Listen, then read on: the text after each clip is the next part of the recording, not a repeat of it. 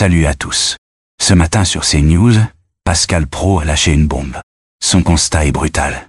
L'Europe s'enfonce dans le déni et vous allez en payer le prix. D'un côté, Emmanuel Macron rêve d'une Europe fédérale, bien pratique quand on ambitionne d'en prendre la tête une fois l'Élysée quitté. De l'autre, les caisses sont vides, mais rassurez-vous, il y aura bien de l'argent pour le réarmement. Pendant ce temps, la Russie a gagné la guerre, l'Ukraine a perdu, et l'Europe avec. Mais chut, il ne faut pas le dire. Alors maintenant, que va faire Donald Trump? Tendre la main à Zelensky ou exiger un autre interlocuteur?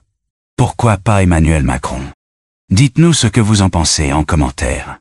Likez, partagez et abonnez-vous. 2 ou 3 choses que j'ai comprises ce week-end. Emmanuel Macron et ses amis vont nous vendre plus d'Europe. Eh oui, si l'Europe était fédérale, nous serions plus forts. Et comme hasard ou coïncidence, Emmanuel Macron quittera l'Élysée dans 2 ans et qu'il imagine diriger cette Europe un jour, il sera le premier acteur de ce fédéralisme.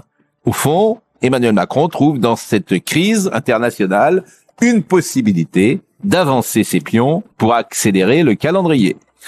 Deuxième chose que j'ai comprise, madame, messieurs, vous allez vous serrer la ceinture. On n'a pas un sou, mais vous allez passer à la caisse. Objectif réarmement. Ça prendra des années, peut-être des décennies, qu'importe. Quand ça va mal dans un pays, les dirigeants imaginent un danger immédiat. Quand ce n'est pas le Covid, c'est la guerre, la vraie, celle qui tue. Sur les champs de bataille, l'union sacrée déclarée, les contestations oubliées. Arrêtez de m'ennuyer avec vos problèmes de sécurité ou d'immigration. La guerre est à nos portes. Un peu de dignité, s'il vous plaît. Troisième chose que j'ai comprise, la Russie a gagné la guerre contre l'Ukraine. Et nous, Européens, nous l'avons perdue avec l'Ukraine.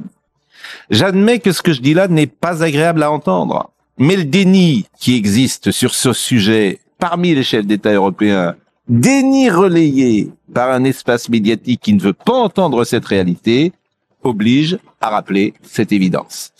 Conclusion provisoire, est-ce que Donald Trump peut renouer le dialogue avec Volodymyr Zelensky ou est-ce qu'il exigera un autre interlocuteur, au hasard Emmanuel Macron?